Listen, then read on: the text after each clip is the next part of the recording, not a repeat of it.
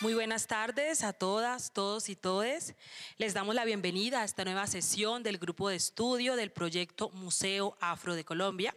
Este proyecto es liderado por el Ministerio de las Culturas, las Artes y los Saberes en conjunto con el Museo Nacional de Colombia para crear un museo afro, una institución de carácter nacional que contribuya a la reparación simbólica e histórica para las comunidades afro en el país.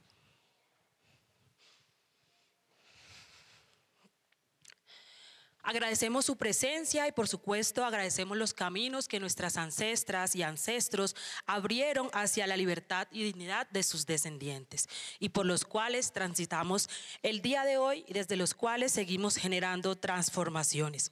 Esperamos que este espacio sea una oportunidad para seguir tejiendo diálogos y por supuesto seguir aportando a la construcción del futuro Museo Afro de Colombia. Bienvenidas, compañeras. El proyecto Museo Afro de Colombia creó este grupo de estudio para fortalecer el proceso de investigación museológica y curatorial que sentará las bases para la construcción del Museo Afro de Colombia, que tendrá como sede la ciudad de Cali. Este grupo de estudio es un espacio horizontal para aprender, practicar y reflexionar sobre distintas temáticas surgidas en el diálogo y el trabajo conjunto con las comunidades negras, afro, raizales y palenqueras durante las distintas fases del proyecto. Los espacios del grupo de estudio son además una iniciativa que reúne mensualmente a especialistas en temas afro en el ámbito museológico. Su objetivo es aportar conceptos valiosos al proyecto Museo Afro y a los participantes de estos espacios de diálogo, fomentando la generación de conocimientos en estas áreas. Además, este espacio contribuye a los programas de formación de capacidades museológicas del proyecto, creando oportunidades para el desarrollo y fortalecimiento de competencias en este campo.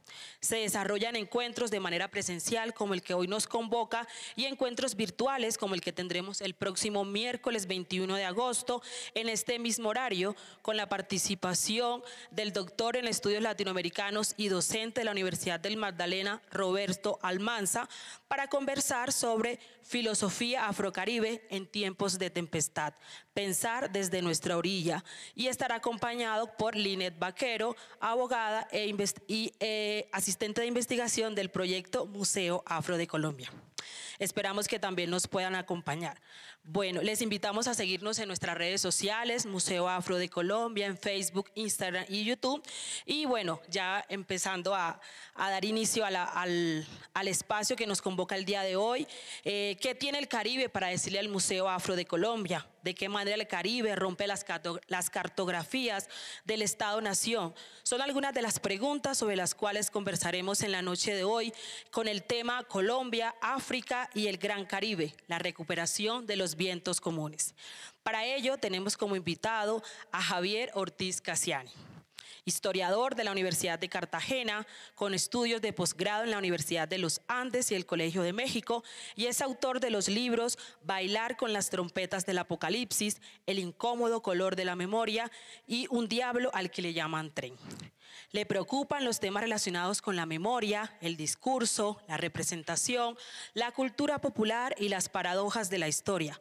Ha sido asesor del Ministerio de las Culturas, las Artes y los Saberes, del Centro Nacional de Memoria Histórica, la Comisión de la Verdad, el Museo Histórico del Claustro La Merced de la Universidad de Cartagena. Adicionalmente, es columnista del Espectador y de la revista cultural El Mal Pensante. Con Javier estará conversando Amelia Isabel Archibald Humphreys.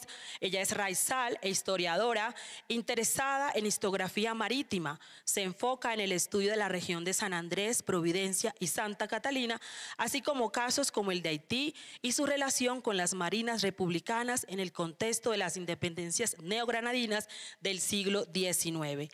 Actualmente es candidata a magíster en estudios del Caribe en la Universidad Nacional de Colombia y se desempeña como asistente de investigación en el proyecto Museo Afro de Colombia. Luego de esta amplia presentación, empezamos a conversar en torno al Caribe, Colombia y por supuesto cuáles son esas conexiones y vientos comunes que nos unen. Muchas gracias por aceptar la invitación, muchas gracias a ustedes por estar y bueno, muchas gracias. Adelante.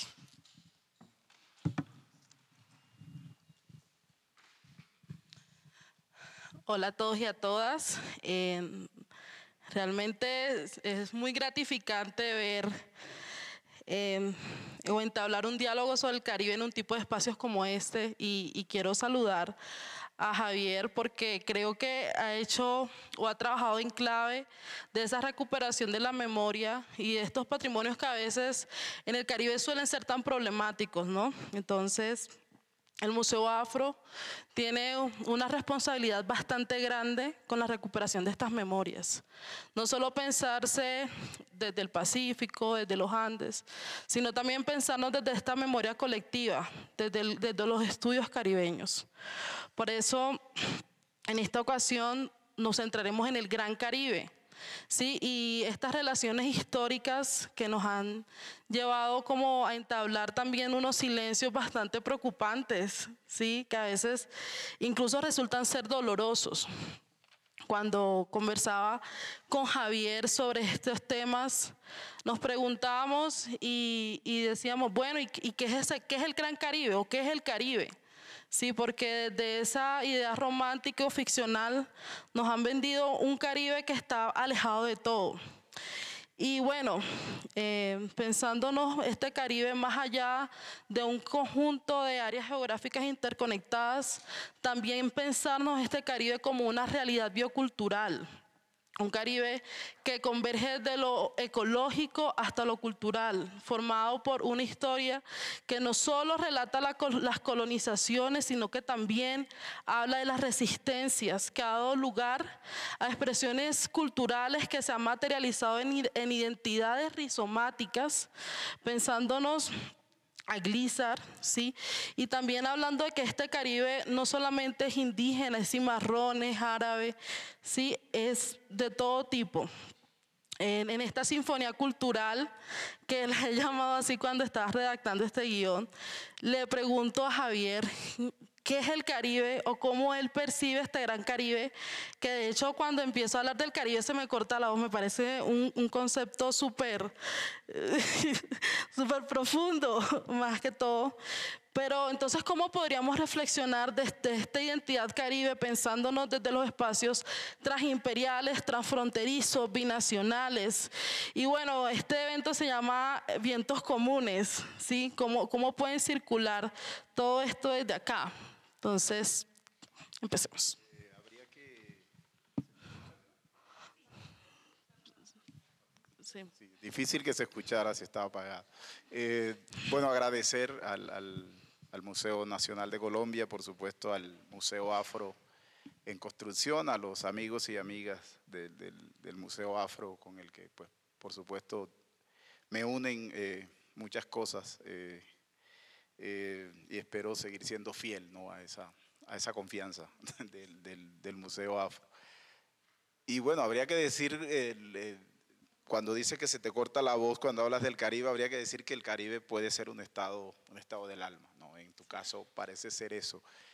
Pues el Caribe lo han definido de muchas formas y tú hablabas del rizoma, ¿no?, de esa cosa, ese mundo líquido, ¿no?, acuoso, esa cosa que se escapa de las manos, pero que tú sabes que es, pero que a veces cuesta definirla, ¿no? Sidney Mintz hablaba tratando de trazar una frontera geográfica de qué era el Caribe, hablaba de que el Caribe de él iba desde New Orleans, pasando por las costas centroamericanas y por supuesto por las costas colombianas y venezolanas hasta el nordeste de Brasil, ¿no? Ese era el Caribe para él, el Gran Caribe. Y lo definía también a partir de un elemento fundamental, es decir, no se podía entender al Caribe sin la diáspora, no se puede entender el Caribe sin la diáspora africana. La identidad más fuerte, de acuerdo a esas definiciones que tiene el Caribe, es ser la bisagra de esa, pues, traída forzosa de gente del continente africano. Y esa traída forzosa es producto de las luchas imperiales o que se están dando. No hay una lucha imperial europea que no se traslade al Caribe. Todas esas luchas tienen al Caribe como escenario. Y como el Caribe es el escenario de esas luchas imperiales, pues por supuesto es el escenario más cosmopolita que tiene esta parte del mundo. Y eso se nos olvida, ¿no? Se nos olvida en la construcción de la idea del Caribe que a veces hacemos desde el continente. Se nos olvida que ese fue el espacio de las luchas imperiales, y como espacio de las luchas imperiales es el espacio donde se construye la modernidad.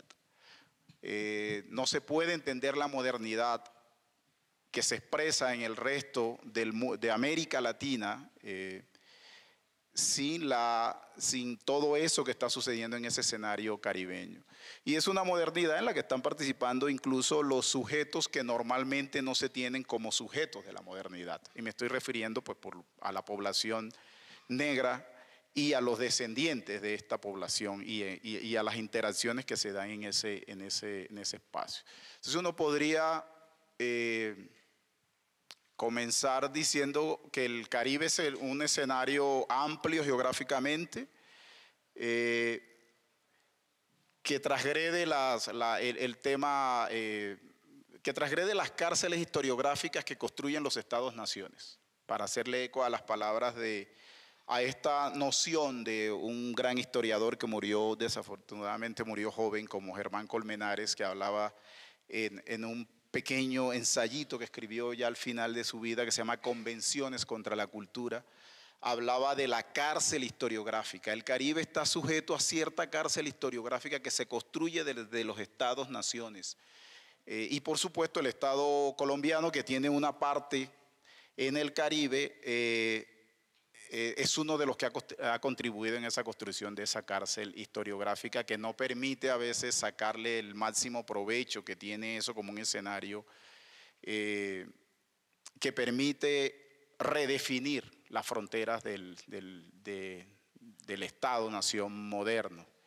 Y eso creo, y seguramente lo vamos a hablar más adelante, es muy importante. Porque si vamos a construir museos que son los encargados de la representación de las naciones, pues por supuesto nos vamos a enfrentar a un problema, y es qué tipo de nación estamos definiendo y qué es lo que tiene que decirnos el Caribe para la representación de esa nación que estamos construyendo, si esa nación ha contribuido a construir una cárcel que no permite sacarle provecho en términos sociales, culturales a esa zona, ¿no? Que termina siendo un espacio poroso que permite redefinir muchas cosas, ¿no? Bueno, y pensando un poco en eso, reflexionaba un poco sobre estas cartografías que se empiezan a generar en el siglo XIX, que si bien no hay tantas miradas hacia el Caribe, yo quisiera preguntarle cómo han influido estas cartografías en el siglo XIX a darle como una mirada racializada a ese gran Caribe, y de qué manera han construido esta idea de violencias, extractivismos, silencios que se han generado a lo largo del tiempo, ¿sí? Y hablo particularmente, conversábamos justamente el caso de Codazzi. Sí, Codazzi hace un mapa de Providencia en el siglo XIX, cuando era joven, en 1818. Sin embargo, este mapa no fue un insumo propiamente para los proyectos neogranadinos, que eso me pareció súper particular. Pareció particular que encontrara esta cartografía en archivos ingleses y cómo detallaban una isla en el Caribe occidental que no tenía tantos rastros más allá de una presencia inglesa. Entonces, yo sí quisiera preguntar sobre estas cartografías, cómo influyen, cómo se han pensado estas formas de relaciones en el Caribe. Bueno, es hasta una paradoja, porque eso que tú recuerdas muy bien de Codazzi construyendo la cartografía del archipiélago de San Andrés, Providencia y Santa Catalina y toda esa serie de cayos que hay allí, y la importancia que eso tiene, eso que tú estás diciendo me parece bien importante, que se termina siendo un recurso para la explotación imperial, ¿no? Termina siendo un recurso de las potencias imperiales, pero no es un recurso para la para la construcción de una cartografía más amplia del Estado-Nación colombiano. Y la paradoja es que Codazzi, que es el líder de la Comisión Coreográfica de mediados de siglo, que intenta consolidar este Estado-Nación moderno a través del conocimiento de la geografía, de los recursos, de los tipos humanos, etcétera, que habitan esta zona, se muere en el actual municipio de Codazzi, en el Caribe colombiano, y no logra hacer el mapa del Caribe colombiano. No, la Comisión Coreográfica no hace el estudio del Caribe colombiano. Es paradójico porque es el que construye el mapa precisamente de una de las zonas más representativas del Caribe colombiano, como es San Andrés, Providencia y Santa Catalina. Y ese Caribe, como tú lo estás diciendo, no se puede entender sin esas luchas que se están presentando. No en vano los libros libros pioneros o fundacionales del Caribe son los libros, tienen unos títulos similares, ¿no? El libro de Eric Williams,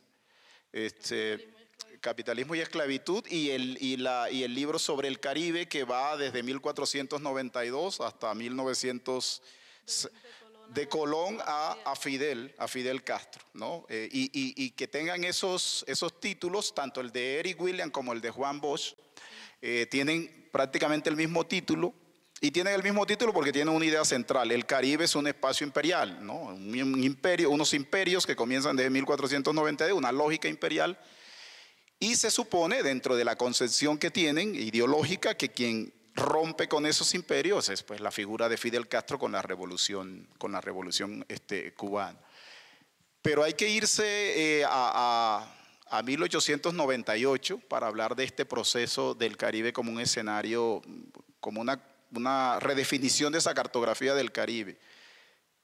Los colombianos, los historiadores colombianos, solemos hacer historia de nuestro Caribe y de la nación colombiana sin pensar en 1898. No podemos entender la historia de Colombia sin la guerra hispanoamericana de 1898.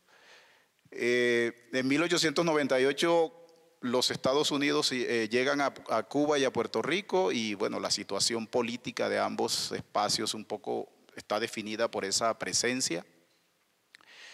Instauran un control sobre el Caribe, y 2 años después está ocurriendo la Guerra de los 1000 días, viene la separación de Panamá y viene el proceso de construcción del canal. Sin la guerra hispanoamericana, sin la presencia de los Estados Unidos allí, difícilmente se puede hablar de la separación de Panamá. Pero incluso antes hay que hablar de la construcción del ferrocarril ahí en Panamá. En 1855 se inaugura ese ferrocarril, y el descubrimiento de oro en 1847 en California, que es lo que hace que en el proceso de expansión de la frontera de los Estados Unidos hacia el oeste, que se da vía interna, es decir, desde el lado oeste hacia el oeste, pero también se da a través del Caribe, ¿no? A través del Caribe, cruzar el istmo y subir por el Pacífico para la explotación del oro allí en California. Panamá es el centro del mundo en ese momento, ¿no? Y eso se le olvida a los estudiosos de la historia de la nación colombiana. Porque nuevamente los límites es como si el Estado-nación existiera desde el principio, ¿no? Como si esta idea de comunidad imaginada, para decirlo como lo diría Benedict Anderson, existiera desde el principio, y no es una comunidad imaginada que de alguna manera termina siendo forzada por las mismas fronteras que se construyen. Y esas fronteras, pues a nosotros se nos olvida incluso que Panamá, o hacemos historia de Colombia sin meter a Panamá, ¿no? Hacemos historia de Colombia en el siglo XIX. Analicen los libros de historia de Colombia sobre el siglo XIX y hagan memoria si aparece Panamá más allá de la alusión a la separación de Panamá. Pero que hablen de Panamá como parte integral de la nación colombiana, hablando de la historia de 1850 o del 40 o del 30 o la Guerra de los Supremos. No aparece Panamá, solo aparece Panamá para hablar de la separación.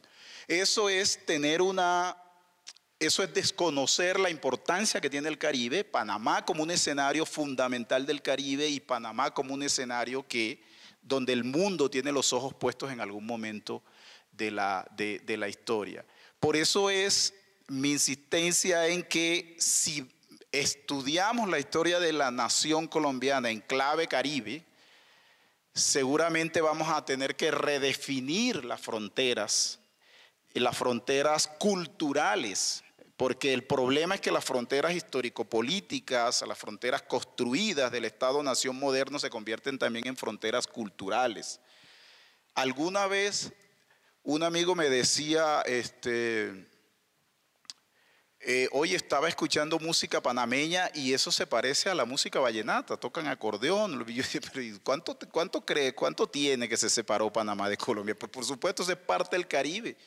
Ahí hay unas lógicas culturales que se nos olvidan, porque como se hicieron unos trazados artificiales, entonces ya como que si la cultura se cercena también con esos trazados que se hacen. Y allí estamos, es decir, ahí estamos graves, si no hay vallenato sin el Caribe. No hay vallenato sin el acordeón que traen de Curazao, es decir, y a los estudiosos del vallenato les gusta hablar de la música vallenata, entonces empiezan a hablar de, sí, el aporte europeo a través del acordeón. ¿Cuál aporte europeo? Ese acordeón se vuelve caribeña apenas llega a Curazao y apenas llega a Jamaica y apenas llega allí, es decir, ese es en la lógica del Caribe que debemos entender esos procesos. Y esa necesidad, un ejemplo práctico, Juan José Nieto, que en los últimos años empezó a reconocer que fue que fue presidente por unos meses y que además se reconoce su condición de afrodescendiente y que se tiene como el único presidente afro que ha tenido Colombia. Escribió la mayoría de sus novelas, de sus obras en Jamaica, es decir, toda Ingermina, que se tiene como la primera novela moderna colombiana de la República. La editorial es jamaicana. Los Moriscos, que es otra de sus obras, también es editada en Jamaica. Él escribe un diccionario histórico de conceptos mercantiles en inglés y en español, lo publica en Jamaica. Y cuando uno va a mirar los editores, descubre además que hay dos hermanos que son editores de esas obras y los dos hermanos son líderes del movimiento abolicionista de Jamaica. ¿Y por qué termina Juan José Nieto llegando a Jamaica? Pues porque era masón y porque primero, después de la Guerra de los 1000 días, lo exilian en Panamá y él pide que le conmuten esa pena por el exilio en Jamaica porque allí estaba la masonería más grande. Es decir, la casa masona más grande de toda América era la que estaba en Jamaica y por supuesto iba a estar mejor exiliado en donde estaban sus pares masones que acá en Chagres, en la prisión de Chagres. Entonces esos datos, eso que leemos como datos curiosos hacen parte de una comunidad que se ha construido, una comunidad transnacional. Que se ha construido y que no puede ser dejada de lado a la hora de hacer la representación de la nación colombiana, ya sea a través de la escritura de los libros de historia o de la misma representación museográfica, ¿no? Cómo se van, no hay frontera, así como la pensamos en la actualidad, que resista una historia mucho más amplia, vista desde el universo Caribe.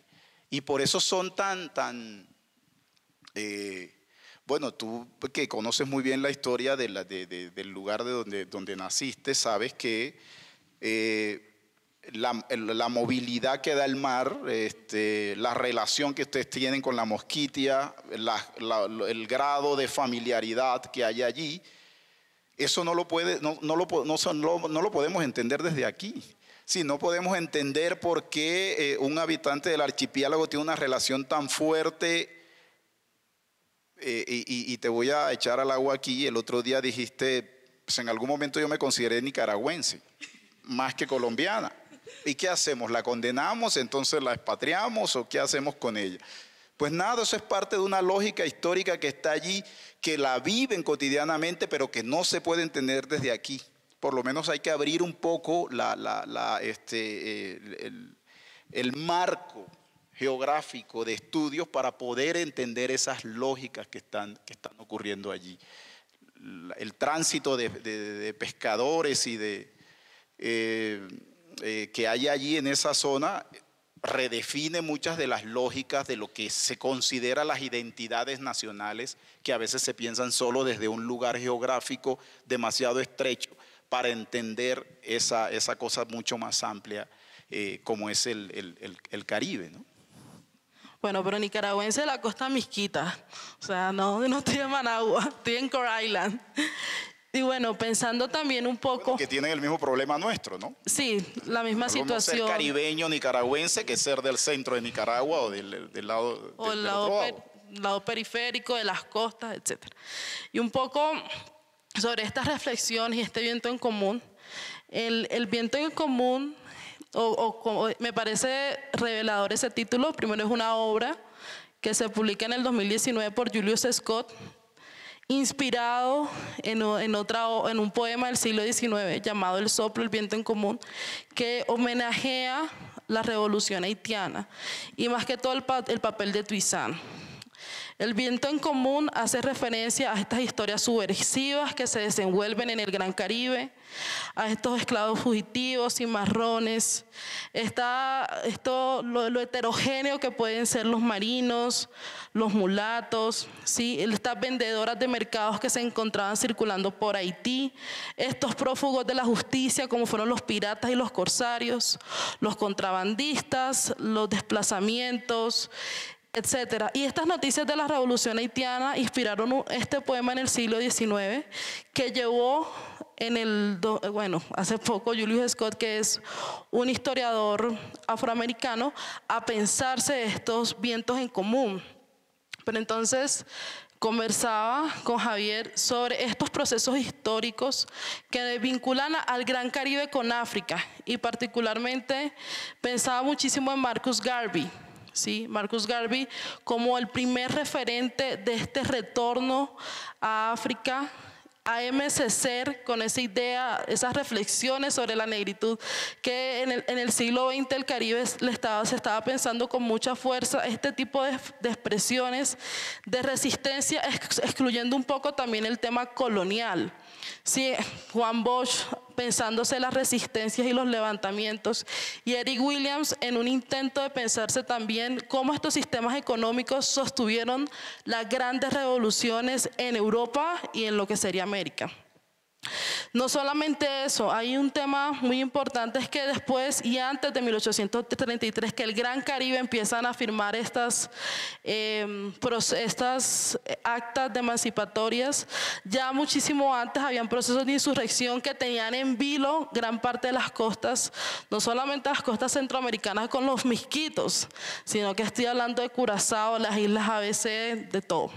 Entonces, en esa medida, cómo estos elementos, estas conexiones históricas se integran o se empiezan a pensar en las lógicas de la nación colombiana, además de la revolución haitiana, que de manera muy generalizada se ha adherido en el proceso únicamente de las independencias.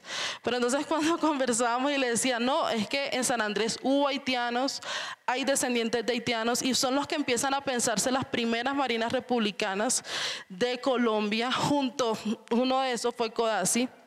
Empezamos como ahí a problematizar qué otros procesos históricos, además de se pueden pensar como esa relación entre lo que sería el Gran Caribe, que a veces desde aquí de Bogotá lo vemos tan lejano, con lo que sería el nacimiento de la nación colombiana.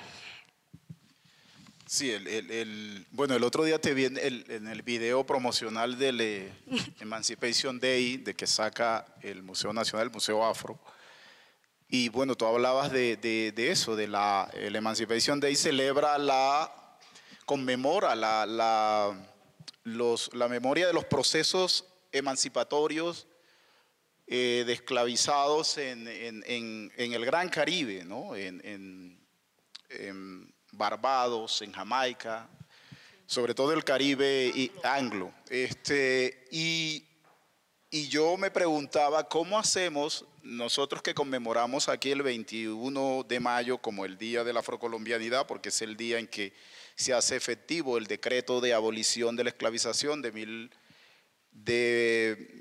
se promulga en 1851 y se hace efectivo en 1852? ¿Cómo hacemos con eso? Entonces, ¿cómo lidiar en términos representativos de un territorio que es colombiano, que se reclama como parte de Colombia, que hace parte del Estado-Nación colombiano, pero que está conmemorando las emancipaciones de otros estados-naciones que están en el Gran Caribe?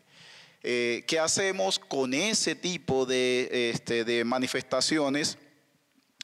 ¿Cómo hacemos con la representación de esas manifestaciones si el carácter que tienen los museos nacionales es representar precisamente lo más nacional de su cultura, ¿no? En términos de representativos? Bueno, ahí volvemos al punto y a lo que le da sentido a esto, ¿no? La recuperación del viento común, del que hablara Julius Scott a propósito del poema dedicado a Toussaint Louverture, es precisamente ceder parte de la soberanía cultural que se construye a través de las fronteras, esas de las que hemos venido hablando, de construcción del Estado-Nación tradicional, ceder para poder incorporar ese tipo de manifestaciones.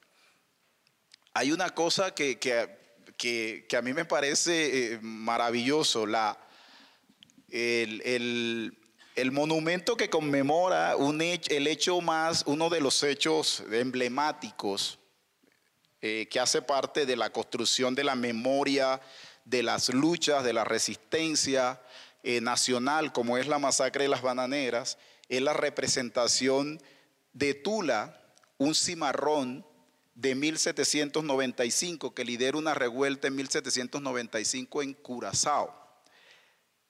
El escultor que lo hace es el gran escultor colombiano Arenas Betancourt, que le encarga al gobierno holandés, pertenecía a Curazao, no sé si todavía, Curazao todavía está escrito a Holanda, ¿no? Lo contratan para que haga en 1975 haga una escultura de este personaje que es un líder de una revuelta de cimarrones allí en Curazao. Al final se cae el negocio con Holanda y le quedan los bocetos y una representación a escala de esa escultura, y viene 1978 cuando se están conmemorando los 50 años de la masacre de las Bananeras y un grupo de activistas políticos que se están moviendo en la zona bananera le piden a Arenas Betancourt que les colabore con un monumento conmemorativo de la masacre de las Bananeras, y Arenas Betancourt dice, bueno, yo tengo este estudio de este cimarrón, yo creo que podría funcionar perfectamente para eso, y empieza a hacer algunos estudios, se va a la zona, le incorpora el machete que tiene este monumento que está en Ciénaga, y esas cosas se nos escapan, ¿no? La representación de una de los momentos más emblemáticos de la resistencia en Colombia en realidad está inspirado en unas revueltas que están sucediendo en el Gran Caribe, que no serían ajenas a esa zona donde está ubicado ese monumento, pero que si lo miramos desde una visión demasiado estrecha del Estado-Nación y de la representación de la identidad o de las identidades de ese Estado-Nación, seguramente nos parecería un exabrupto. Pero esos elementos están allí. Son supremamente sólidos. Uno tendría, por ejemplo, que saber representar la importancia que tiene Cuba en la construcción de los primeros ingenios azucareros en el Caribe colombiano, el ingenio Balmaceda. Los Balmacedas son cubanos, llegan al Caribe, sobre todo a la zona de Córdoba y de Sucre y del actual Sucre, y allí construyen los primeros ingenios azucareros, y luego viene el ingenio de Sincerín, ahí en esa zona relativamente cerca al Palenque de San Basilio, y se construye ese ingenio de Sincerín por dos hermanos, Carlos y Fernando Vélez Daníez.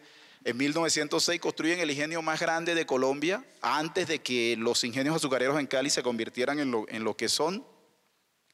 Y los maestros del azúcar todos son cubanos los que vienen. Y de allí viene toda la tradición de sextetos del Caribe colombiano. De allí nace el sexteto Tabalá. Entonces, ¿cómo hacemos también con esto? Seguro, más palenquero que el sexteto Tabalá no puede haber. Pero bueno, hay una conexión con una frontera mucho más amplia, ¿no? En eso, y siempre termino allí, siempre caigo allí porque un poco insisto en eso, que la frontera del Estado-nación tradicional no nos haga olvidar que hacemos parte de un viento común, un viento que sopla con más distancia de la que normalmente le adjudicamos y que seguramente ese viento que alcanza más profundidad, que alcanza más espacio, nos permitirá construir o hacer una representación de lo que somos o de lo que queremos ser o de la fuente de inspiración de lo que queremos ser, mucho más, quizás mucho más rica y mucho más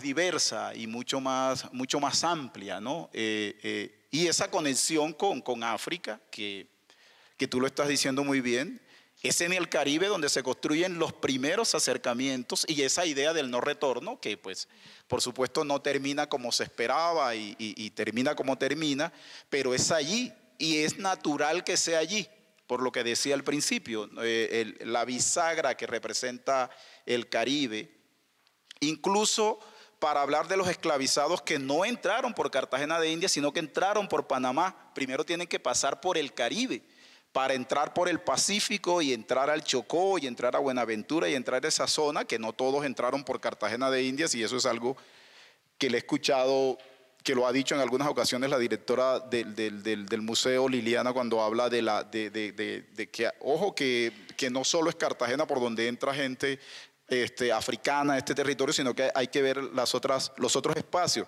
Bueno, sí, entran por otros espacios, pero es en ese gran escenario del Caribe. Ayer estaba en una conversación en Cartagena con David White, un investigador de la Universidad de Michigan, que estaba hablando sobre los naufragios de barcos esclavistas.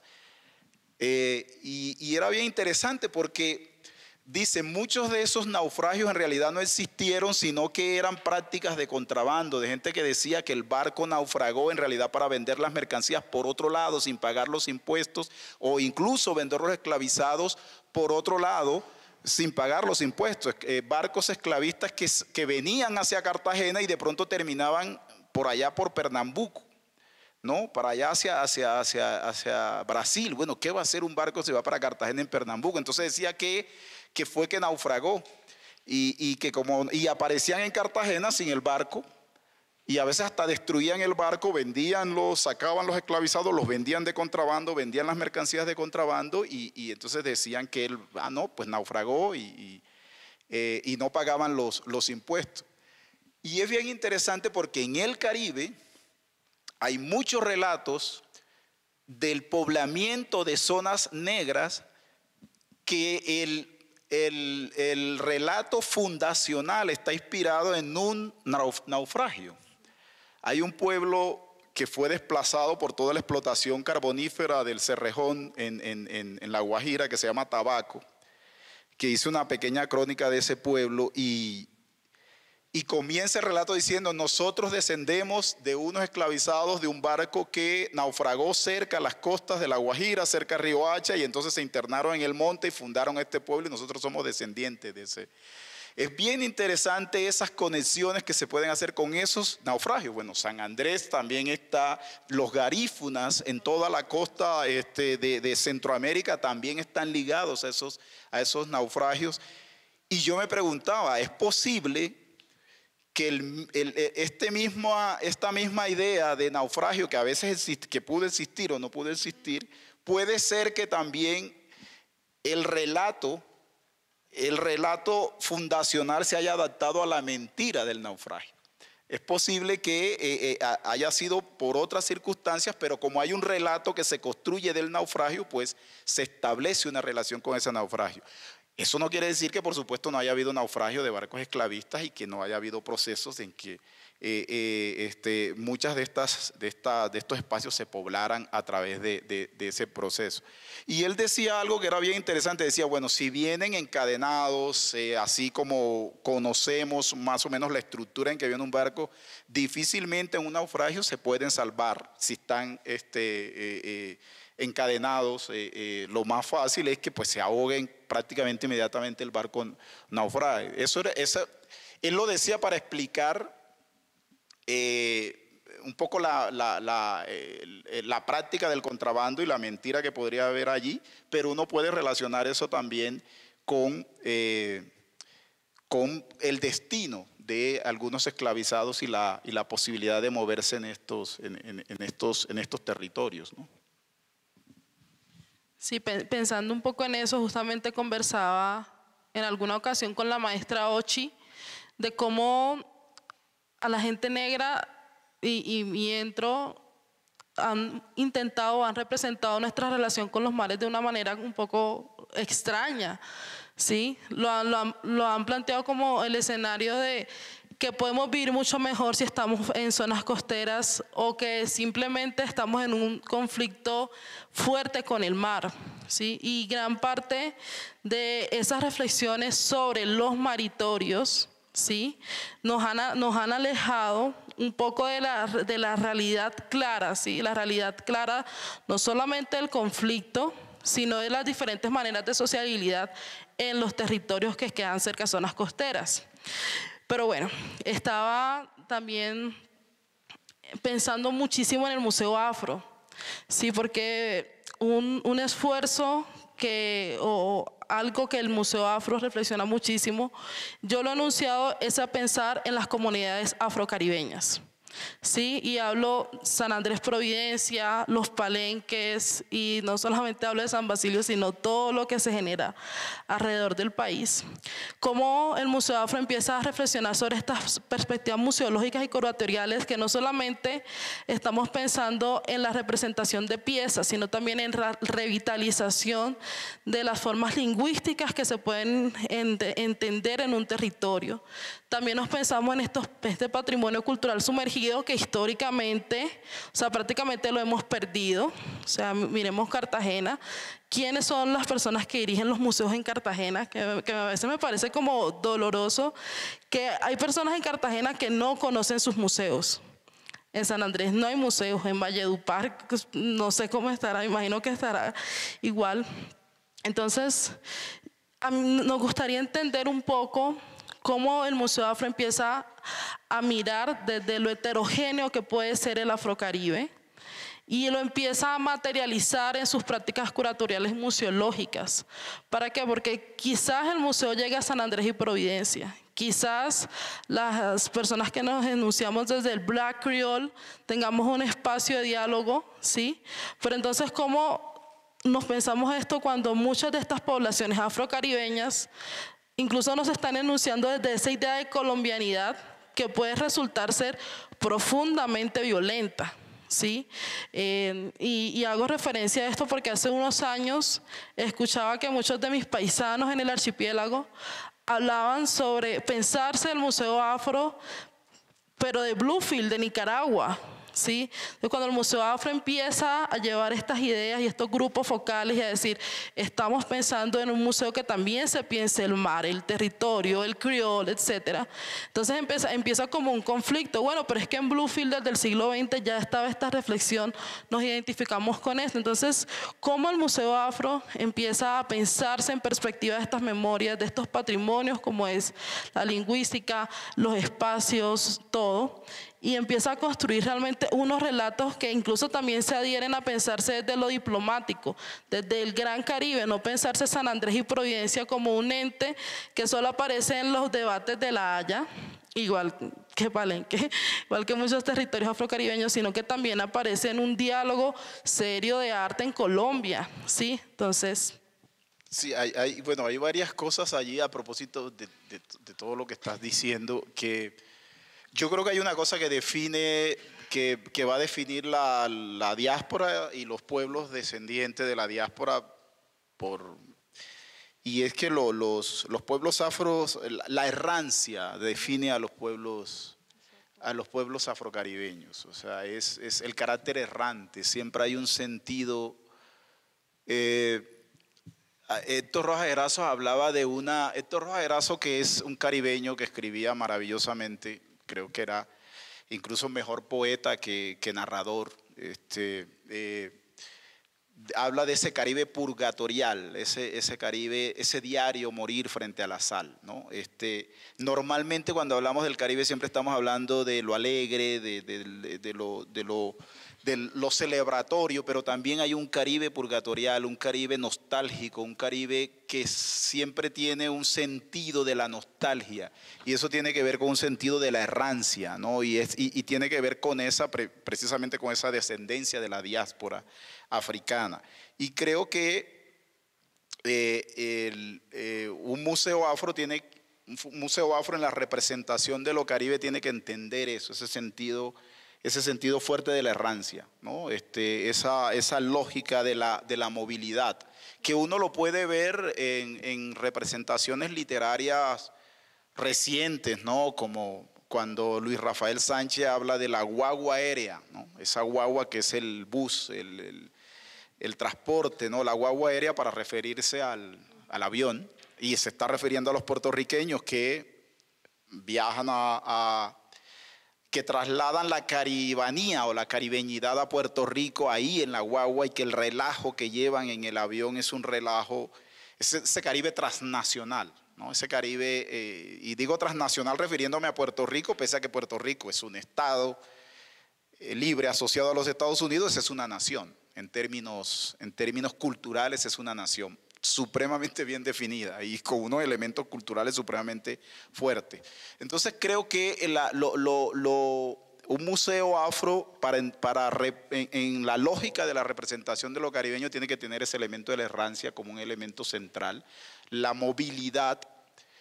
Ayer estaba en un club de estos de literatura de la Biblioteca Nacional hablando sobre la obra de Teresa Martínez de Varela, Mi Cristo Negro, que es el fusilamiento de Manuel Saturio Valencia.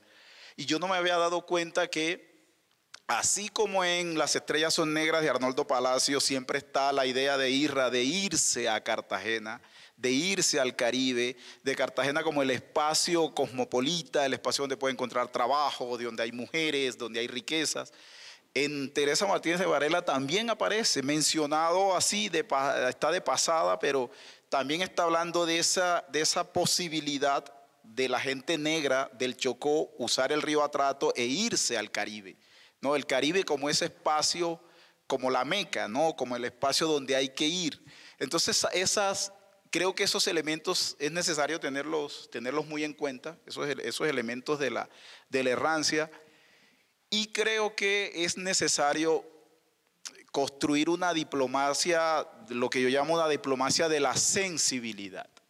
Una diplomacia que supere las fronteras de los estados-naciones. Tiene que ser una diplomacia no fundamentada en las lógicas de las fronteras nacionales, convencionales o tradicionales, y pensar en esa diplomacia de la sensibilidad, que use la cultura no como una forma de representación o como una forma de representación de manifestaciones culturales. No es la diplomacia de la sensibilidad a través de la representación de un baile o de un grupo musical, no.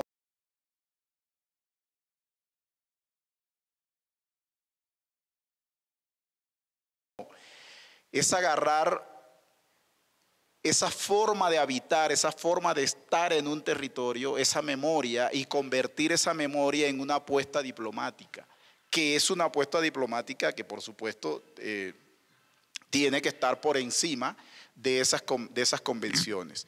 Es decir, es la cultura la que tiene que definir las fronteras, no las fronteras tradicionales la que tiene que definir la cultura.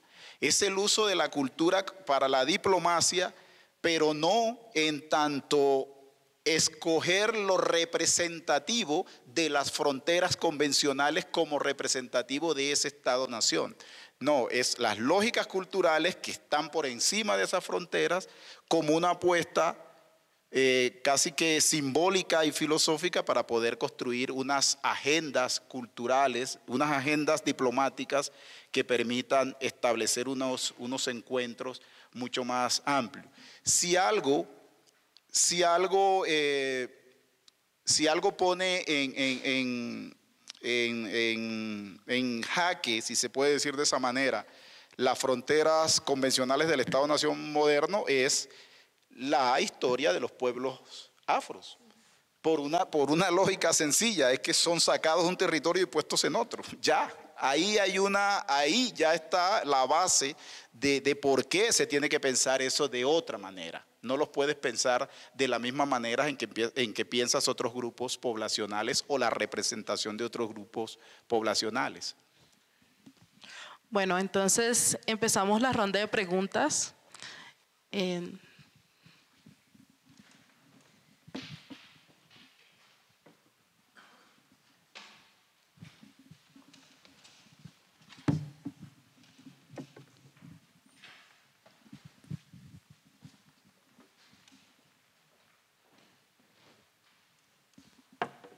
Buenas noches. La pregunta es la siguiente. Me llama mucho la atención cuando hablan de culturas para definir las fronteras. Hoy en día, por ejemplo, en San Andrés y en Providencia hay movimientos separatistas, independentistas. Indudablemente un peligro que tiene un país como Colombia es que a través de la cultura, ya en el plano político, se engendren movimientos separatistas. No sé hasta qué punto, digamos, el darle tanta prioridad a la cultura sin encerrarlo dentro de un marco más general del proyecto nación, que es político, de pronto puede tener el peligro ese de los independentismos, ¿no? Hasta qué punto, por ejemplo, han habido proyectos de la nación indígena, como un ejemplo. No sé si habrá de pronto la posibilidad, proyectos de la nación negra o la nación, por decir algo, el país ubicado en San Andrés y Providencia o en cualquier otra ubicación del Caribe. Indudablemente Colombia siempre ha estado de espaldas al Caribe, pero somos caribeños culturalmente. Es una vaina bien interesante. Yo soy de Cali y finalmente uno dice, si uno se puede definir culturalmente por la época en que uno vivió, uno es más caribeño que andino, siendo Cali una ciudad andina. Entonces, ahí el problema de la cultura es que es muy lábil, como concepto es muy lábil, y plantea el problema de que es posible, ¿no?, hablar de una posición política de buscar una independencia de parte de pueblos que culturalmente quieren de pronto conformar un estado diferente. Esa es la pregunta. Bueno, sí, es una pregunta interesante por lo que surge de allí. Yo creo que hay que irse atrás, a los orígenes de la motivación separatista. Nos quedó más fácil explicar la separación de Panamá desde el imperialismo yanqui, ¿no? Nos quedó siempre más fácil decir que Panamá se separa de Colombia por causa del imperialismo yanqui. Lo que hay que analizar con más fuerza es cuál era la mirada desde el centro sobre esa zona, que lleva a que unas élites que se forman en ese espacio terminen aliándose con los intereses de los Estados Unidos y se separen. Es decir, quizás por no prestarle atención a la cultura de esos espacios, a la forma de pensar de esos territorios, los separatismos con los que se lidiaron después fue que tuvieron razón de ser. Amelia estaba hablando de Agustín Codazzi y la construcción y la hechura del mapa del archipiélago, que luego se olvidó. Prácticamente pocos conocen ese mapa. Porque no se tuvo en cuenta por parte de los que empezaron a tratar de armar la cartografía del Estado-Nación moderno colombiano. Y eso fue en 1818. En 1831 se escribe una geografía que está lamentándose por la separación de la llamada Gran Colombia, como los historiadores le pondrían después a la unión de Venezuela, Colombia y Ecuador en la nación colombiana, la República de Colombia, como se llamaba nunca se llamó la Gran Colombia, eso fue un nombre que le pusieron los historiadores después. Pero esa geografía de 1831, una geografía bastante modesta, está tratando de definir, ¿no?, la nación, pero se nota el lamento por esa separación o por la destrucción de ese proyecto, y una de las cosas que dice es: Colombia en realidad no tiene zonas, las islas de Colombia no son tan importantes. Tiene allí a San Andrés, Providencia, Santa Catalina, pero en realidad esas islas no, y Malpelo por el otro lado, pero esas islas no son para nada, no son importantes. Si en 1831, cuando estamos lamentándonos por la separación de la Gran Colombia, estamos tratando de construir otra vez o reconstruir la República de Colombia, estamos diciendo eso de las islas, imagínense el sentimiento con el que crecen los habitantes de esos territorios.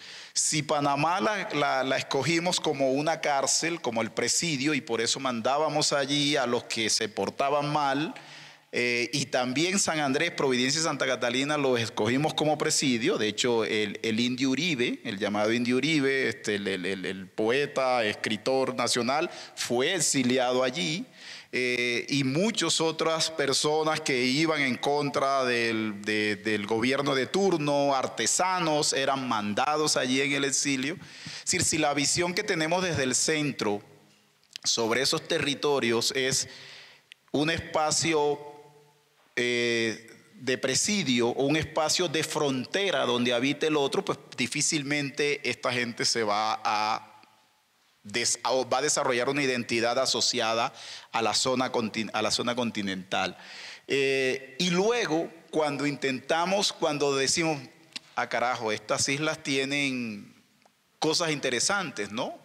Están exportando no sé cuántos millones de cocos al año a los Estados Unidos y no están pagando impuestos. Entonces hay que crear impuestos y nación en ese lugar para poder tener una administración allí eficaz, ¿no? Para el fisco, etcétera. Si cuando nos damos cuenta de eso, lo que viene es eso, los impuestos, y luego ya en el siglo XX viene eso que llaman el proceso, que además es lo más colonial que pueda haber, el proceso de colombianización.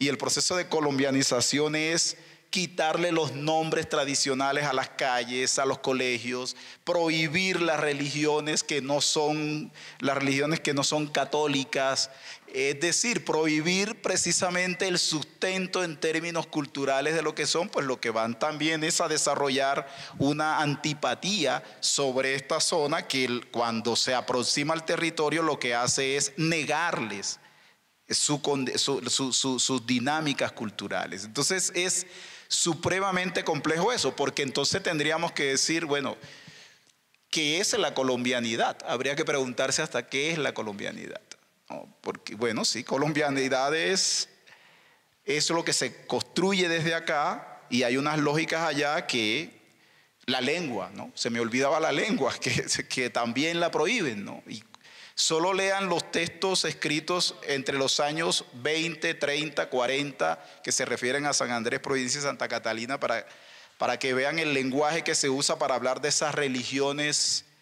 sectas. Se refieren a sectas y se refieren a ese idioma arrevesado que nadie lo entiende y que hay que, pues, incorporar el español. El proceso es, bueno, el primer presidente que va a San Andrés, Providencia y Santa Catalina es Gustavo Rojas Pinilla, y hay un discurso que se lo recomiendo, que creo que se puede consultar en la RTBC, el discurso de Rojas Pinilla en San Andrés, un discurso totalmente colonizador. Es un discurso donde está diciendo: estas islas las teníamos olvidadas, ¿no? Pero ahora sí vamos a llegar y aquí tomar posesión, y es un discurso totalmente de quien llega a un territorio a decir, bueno, vamos a poner orden en este espacio, y poner el orden es prohibir la religión, condenar el idioma, cambiar la toponimia, la nomenclatura, en fin, todo eso. Entonces sí, entiendo lo que dices con relación a, ojo, que esto puede ser peligroso porque eso es darle espacio a los separatismos. Quizás no estuviéramos hablando de esa posibilidad de separatista si no se hubiese condenado la cultura de esos territorios a la hora de construir el discurso de lo que es la nación colombiana. Entonces es un poco pensarlo desde esa manera, ¿no? Hacer la pregunta al revés, para tratar de entender esa lógica.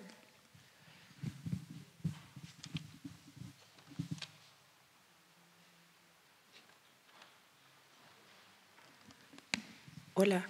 Bueno, no sé si lo mencionaron, pero cuando hablábamos de la revolución de Haití, que es una de las revoluciones como referentes en el tema de la conexión de África y el Gran Caribe, sí me gustaría como conocer qué otro tipo de procesos históricos con ese carácter revolucionario que configuraron de alguna manera la idea de nación hay.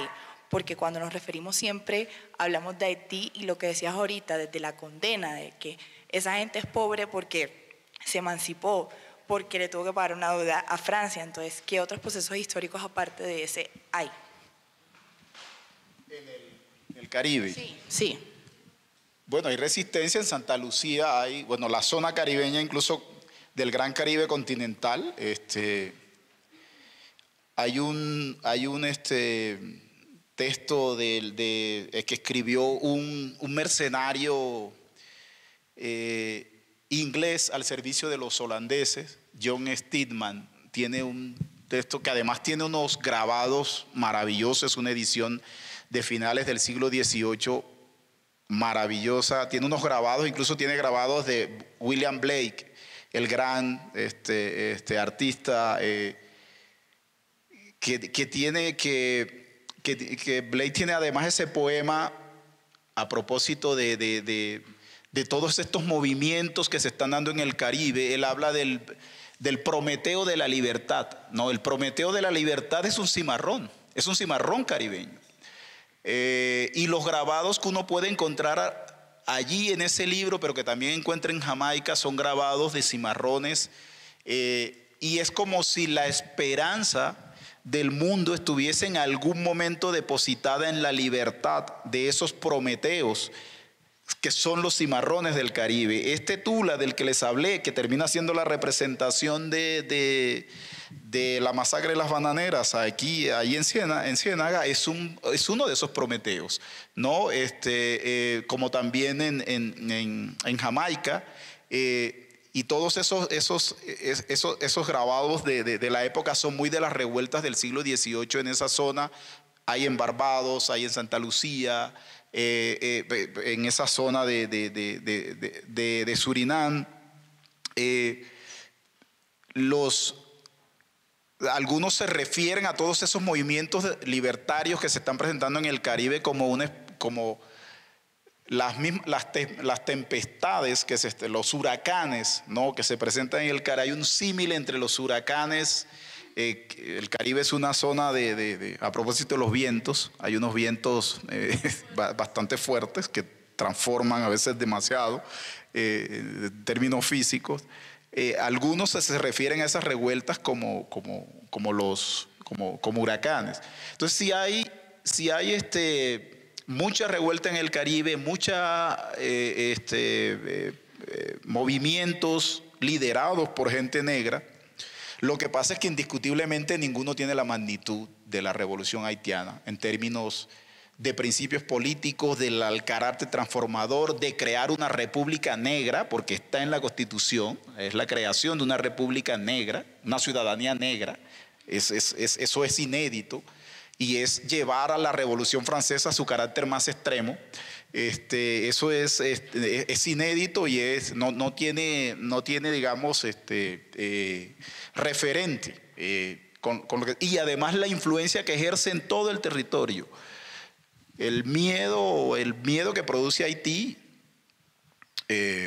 bueno, Alfonso Munera ha dicho cuando escribe la biografía de José Ignacio de Pombo en esa colección de ensayos de los ensayos costeños, como le llamó a él, creo que todavía no existía el Ministerio de Cultura y se llamaba Colcultura, y sacaron una edición de ese libro. Tiene una biografía de uno de los ensayistas, uno de los economistas, si se puede usar la palabra para ese momento, de finales del 18, comienzos del 19, que es José Ignacio de Pombo, que tenía un gran proyecto de convertir todo el Caribe colombiano y a Cartagena de India en una zona de plantaciones como las plantaciones del Caribe insular, que estaba muy emocionado con el proyecto. Al final dice, pero esto es mejor aguantarlo porque no queremos convertir esto en otro Haití.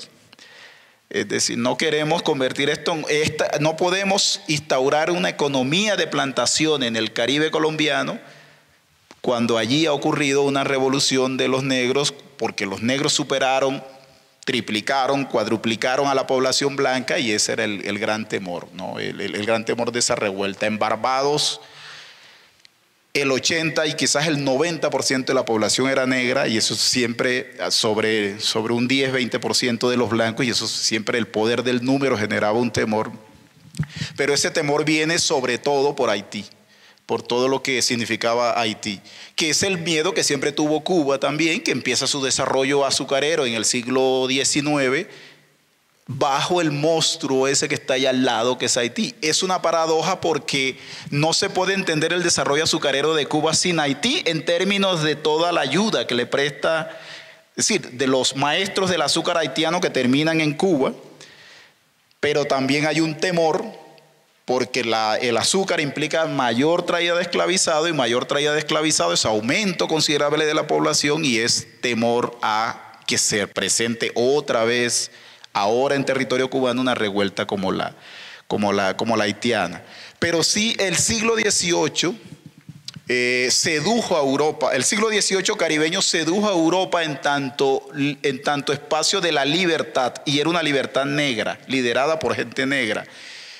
Y los abolicionistas están bebiendo de todo eso que se está presentando allí. Todo ese discurso abolicionista que se está desarrollando en Inglaterra y que se está desarrollando en Francia, tiene allí en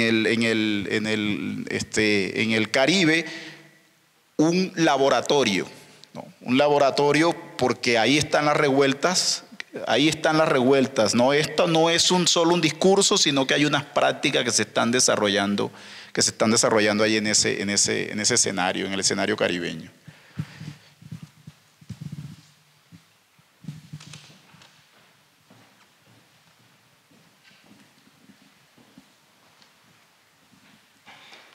Bueno, cuando mencionas el tema de construir una diplomacia de la sensibilidad que no se fundamenta en las lógicas de los estados nacionales, entiendo lo que significa eso, pero me hace pensar más hacia el interior del país.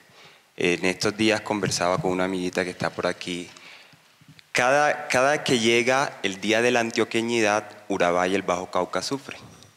Y sufren porque no se reconocen en esa idea de antioqueño que se vende desde las montañas de Antioquia. Entonces, cuando tú mencionas que estas fronteras deben tener en cuenta la cultura, ¿qué pasa con Urabá? Es decir, ¿debe ser una nueva unidad político-administrativa o debe Antioquia definitivamente reconocer su negritud a la que llegó? Porque, claro, cuando empezó esa expansión de Antioquia hacia el Caribe, porque fue hacia el Caribe, y se encontró con esa cosa que no entienden, y que les cuesta reconocer, y imponen eso paisa que definitivamente no representa ni al Bajo Cauca ni Antioquia, pero que además tiene que ver también con asuntos del acceso a asuntos materiales, la calidad de vida de la gente y esas cosas. ¿Qué pasa ahí? O sea, ¿departamento de Urabá o cómo se entiende eso?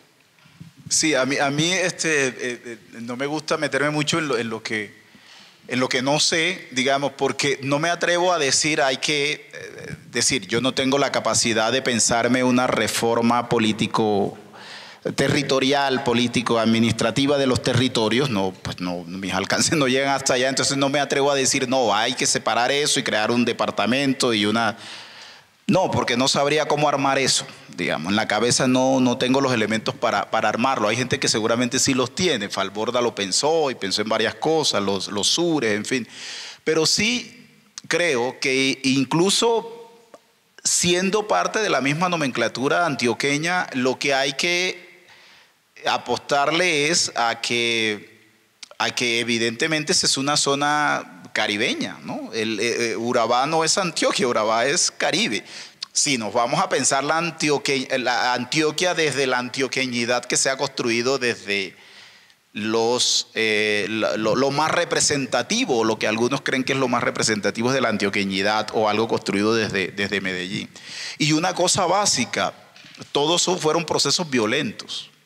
Es decir, bueno, Claudia Steiner, que tiene ese libro muy reconocido, escrito ya hace algunos años, pues lo dice muy bien cuando habla de cómo se expande la frontera antioqueña hacia el Urabá y va haciendo tierra arrasada, casi que arrinconando gente, y esa gente básicamente es gente negra, ¿no? la que va arrinconando hacia allá. Ahora hay un interés económico, y es construir un puerto allí, ¿no? Y que seguramente si construyen un puerto allí, ahí sí va a ser el acabose de los otros puertos caribeños tradicionales, ¿sabes? Cartagena, Santa Marta, etcétera, por las lógicas que van a imperar allí. Pero sí, es como reconocer eso, y creo que en Urabá cada vez, vamos a hablar en términos musicales, ¿no? Los festivales de bullerengue más importantes del país están en esa zona, además del festival, por supuesto, de Puerto Escondido, que quizás es el festival de bullerengue más reconocido. Están en esa zona del Urabá, y el bullerengue pues es una de las cosas más representativas de lo Caribe en términos de músicas tradicionales. Entonces, entender eso, entender esas lógicas, pertenezcas al departamento que pertenezcas, es como que un elemento clave que hay que entender allí, que es también lo que nos lleva a reflexionar, y eso lo hace Mari Roldán en un libro también que se llama Sangre y Fuego, que es un libro sobre la violencia de mediados de siglo en Colombia. Es un libro bien interesante porque habla de las lógicas de la violencia, cómo se ensañan en Antioquia sobre ciertas zonas, y las zonas donde se ensaña más la violencia es sobre las zonas que están hacia el Chocó. Es decir, lo que en la medida en que se va rodando la violencia hacia la gente negra del Chocó, la muerte o las formas de la muerte se hacen mucho más crueles, incluso se hacen mucho más, y ella lo dice abiertamente, dice, bueno, eso tiene que ver también con unas lógicas racistas, ¿no? Eso lo sabemos, no es lo mismo matar a un blanco que matar a un negro. Es decir, si operamos en unas lógicas racistas, pues por supuesto la muerte también actúa dentro de las estructuras racistas, y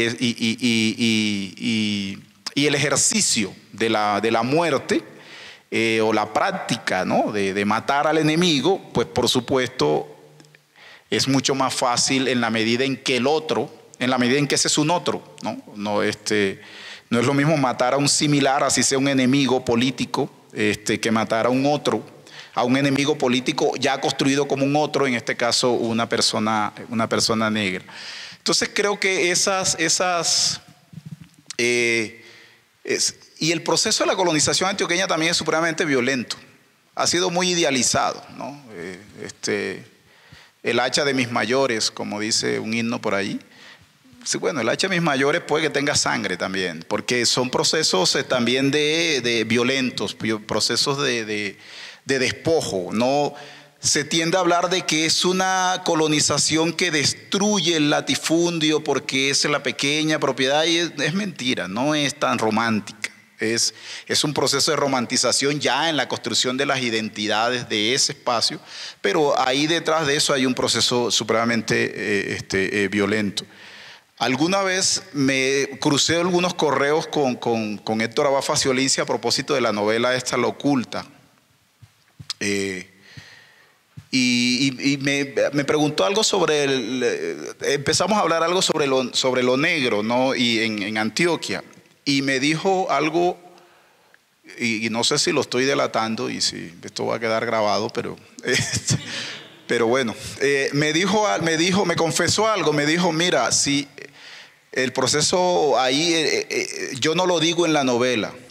Pero eso que ocurrió allí es un proceso muy racista y violento. Entonces yo le dije, bueno, pues ahora te va a escribir algo que se llame Lo que oculta la oculta.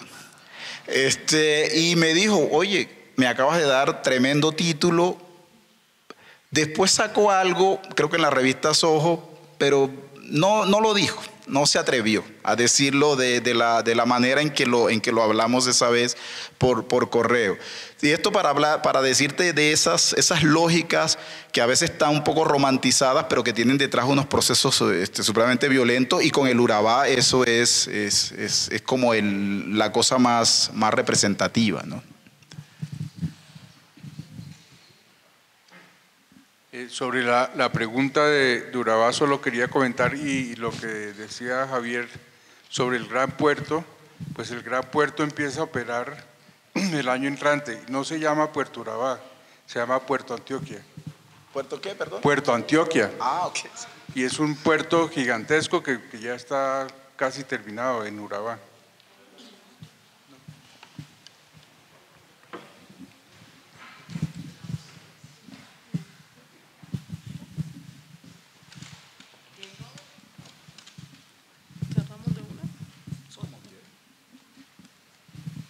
Otra pregunta.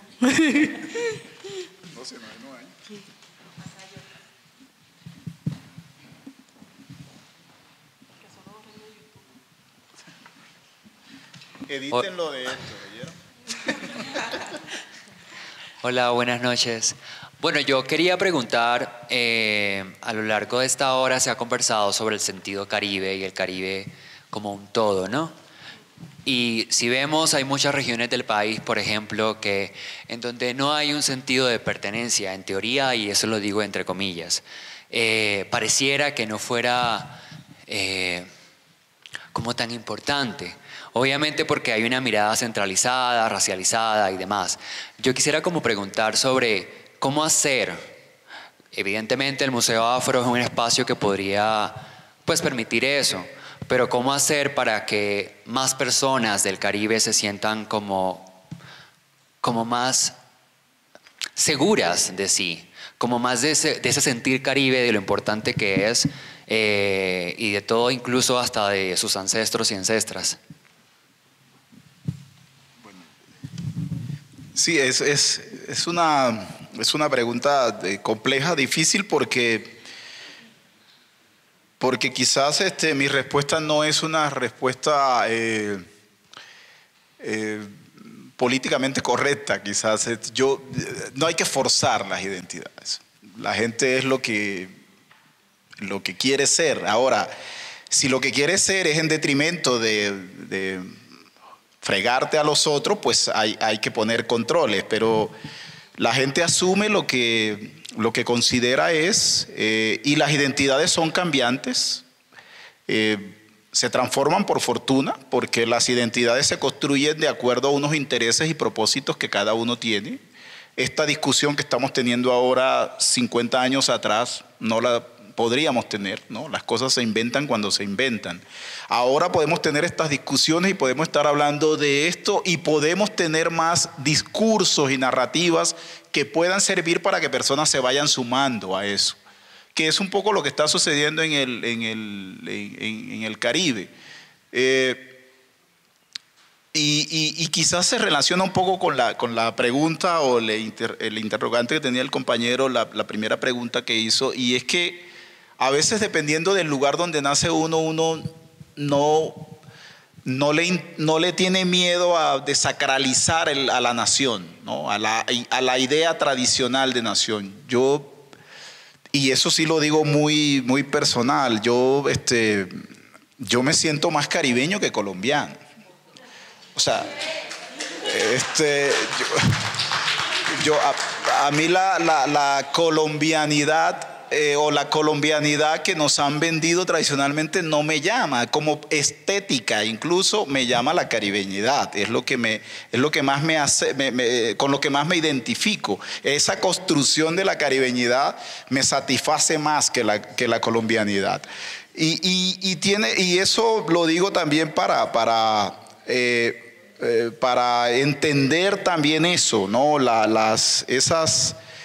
Esas maneras incluso de ser afro, esas maneras incluso de ser negro, que son más amplias cada vez y que tienen que encontrar un lugar de representación que sean lo más fiel a lo que la gente considera que es, la gente con lo que se siente identificado. En el Caribe colombiano tenemos unas identidades políticas sólidas que se han construido por mucho tiempo por las lógicas de los mismos procesos de esclavización, pero también de libertad, como el caso de San Basilio de Palenque, que no hay discusión, ellos tienen claro, defienden su proyecto, pero hay otras lógicas de lo negro que no pasan por allí, que van por otro lado, pero que son tan valiosas y tan auténticas y que tienen tantas cosas que decir también y que tienen que encontrar su lugar de representación y de ser representado y de autorrepresentación en estas lógicas del Museo Afro. Precisamente el Museo Afro está en ese gran proceso, ¿no? Abriendo el abanico de la negritud, de lo afro, de lo raizal, de lo palenquero, para ver en todo este abanico amplio, y está en un proceso de exploración, casi que consultándole a la gente de qué manera te sientes afro, para ver cómo te represento en esta cosa que quiero hacer que sea más equitativa de lo que tradicionalmente se ha hecho en la representación de los sujetos afrodescendientes, ¿no? Y por ahí sería creo que la lógica podría,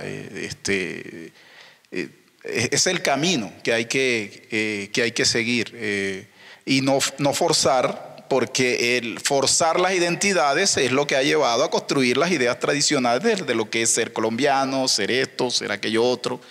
Entonces, siempre que se está forzando algo, pues en algún momento va a estallar, en algún momento se va a reventar y va a decir, pues yo no soy esto que están diciendo que soy yo soy otra cosa. Entonces, y en eso tiene que curarse un museo, ¿no? Tiene que curarse en ese tipo de cosas, ¿no?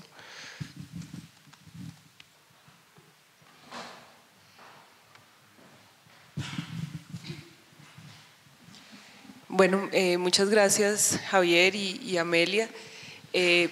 Precisamente en esta línea de lo que estabas hablando, una de las cosas que surge para Museo Afro cuando nos acercamos al archipiélago es precisamente la población afro que está en San Andrés, pero que no es raizal, que es también, pues obviamente, bueno, con todas las complejidades de la colombianización y de la pérdida del territorio para los raizales,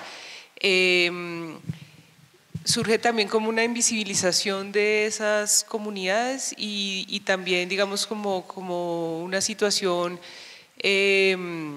no sé cómo describirla, pero sí, como problematizar, digamos, el lugar de estas comunidades que incluso en muchos casos vienen o han llegado allí desde Cartagena y desde el Caribe. Sí, es, bueno, el caso porque sí, con la construcción del concepto NARP, ¿no? De negro, afrodescendiente, raizal y palenquero, que es un poco lo que pues, se anuncia en los últimos tiempos, lo raizal a veces quiere funcionar o funciona por fuera de lo afro. Para mí todos son afros, es decir, todos son negros para mí, porque todos son descendientes, tienen que ver con la diáspora africana, punto. Ese es el punto de partida. Pero a veces, hay un esfuerzo por construir las diferencias, de distanciarse entre lo negro, lo afrodescendiente, lo palenquero y lo raizal, ¿no? Y eso cuando funciona dentro del territorio donde predomina la construcción de la identidad racial puede ser problemático porque construye una jerarquía. No es lo mismo ser negro que ser raizal en San Andrés, provincia de Santa Catalina, porque mucho de lo negro pese a que la identidad más sólida es lo afro en el archipiélago, hay unos negros que son raizales y otros que vienen de fuera, ¿no? Bueno, todos vinieron de fuera en algún momento, porque todos fueron traídos, y creo que ese es el punto de partida en el que... pero hay unos que tienen más tiempo de estar ahí, se consideran raizales, y hay otros que llegan, sobre todo de Cartagena. Y eso construye ahí una jerarquía. Yo creo que hay que volver de alguna forma a encontrar por lo menos un viento común, a propósito del título de esto, un viento común que determine, bueno, mire, vamos a partir de esto. Partamos de que raizal o afrodescendiente o negro, hay un elemento que nos une, que es tener algo relacionado con la diáspora. Luego ya sabrás si, porque ahí hay otra jerarquía que se construye, no es lo mismo ser un negro que fue traído a este lugar o su historia dependió de un imperio como el inglés, que haber dependido de una historia como el imperio español, ¿no? Esas categorías funcionan, ¿no? No es lo mismo ser... mi amo no era español, era inglés, ¿no? En la lógica detrás un poco lo que hay termina siendo eso, y eso es bien complejo, pero hay que saber que existe y que hay que lidiar con ese tipo de cosas y no tenerle miedo a decir eso, a hablar sobre eso. Creo que hay un escritor que es supremamente, bueno, chocante para muchos, y lo es, porque no hacía ningún esfuerzo por demostrar lo contrario, que es este escritor trinitario de origen de la India, descendiente de B.S. Naipaul. B.S. Naipaul es lo más ácido que puede haber describiendo al Caribe, y él tiene un libro que se llama Un camino en el mundo,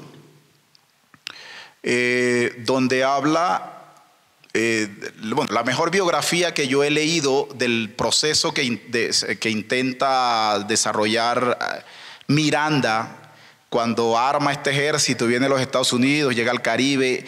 La leí ahí en ese libro, Un camino en el mundo. Mejor que todos los textos de historia que he leído está ahí en ese libro de B.S. Naipaul. Pero lo que quiero decir es, él tiene una descripción de conversaciones entre esclavizados y dice, cada uno asumía el rol que tenía su amo en las relaciones entre ellos, ¿no? Eso pasa también con los imperios, con los que fueron sometidos a la condición de esclavizados, o los descendientes de los que fueron sometidos a la condición de esclavizados. A veces también en la memoria que construyen unas jerarquías que tienen que ver también con el mismo colonizador, con el mismo opresor en este caso.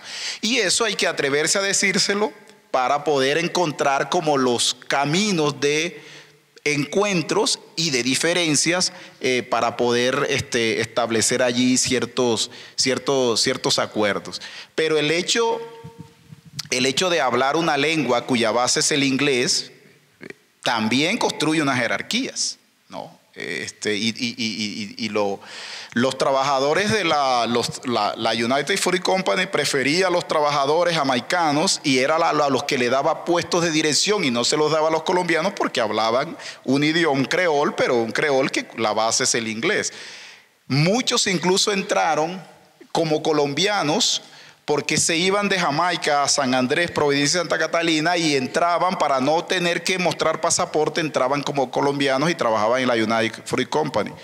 La que fue esposa de Marcos Garvey trabajó en la United Fruit Company creo que tenían un restaurante, la familia de la que luego sería la esposa de Marcos Garvey trabajó allí en la United Fruit Company, y entró también por ese recorrido que hizo de Jamaica a San Andrés, Providencia, y entra a la zona bananera del departamento del Magdalena. Entonces creo que ahí contribuye mucho la historia, ¿no? A entender, a usar la historia como una herramienta para la comprensión de esas lógicas y poder, pues, tratar de inventar soluciones una vez conocidas esas lógicas de esas diferencias que se instauran y que en el fondo tienen unos fundamentos en situaciones históricas, en lógicas que están determinadas por la historia, ¿no?